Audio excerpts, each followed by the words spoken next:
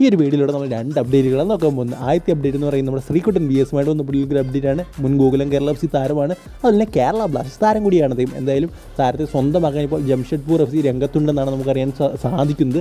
അതുപോലെ വേറെ സോഴ്സിൽ നിന്നൊക്കെ പറഞ്ഞു കേൾക്കുന്നു അതായത് ജംഷഡ്പൂർ FC അതൊക്കെ സ്വന്തമാക്കിയെന്ന്. എന്നാലും കുറേ നാൾ കൊണ്ട് ആളുകൾ ചോദിക്കുന്ന ഒരു കാര്യമാണ് ജംഷഡ്പൂർ FC അടുത്ത ISL കളിക്കുന്നില്ലേ എന്ന്. എന്തായാലും അതിനൊരു ഉത്തരമാണ്. എന്തായാലും ട്രാൻസ്ഫർ മാർക്കറ്റിൽ ജംഷഡ്പൂർ FC നീക്കങ്ങൾ തുടങ്ങിക്കഴിഞ്ഞു. ശ്രീകുട്ടൻ VSനെ ഏതാണ്ടൊക്കെ സ്വന്തമായി കഴിഞ്ഞു. എടുത്ത് പറയേണ്ട ഒരു കാര്യം എന്ന് പറയുന്നത് മറ്റ് പല ക്ലബ്ബുകളും അദ്ദേഹത്തിന് വേണ്ടി രംഗത്തുണ്ടായിരുന്നു. പക്ഷേ അവരെയെല്ലാം വെല്ലുവിളിച്ചുകൊണ്ടാണ് ജംഷഡ്പൂർ FC അദ്ദേഹത്തെ സ്വന്തമാക്കുന്നത്.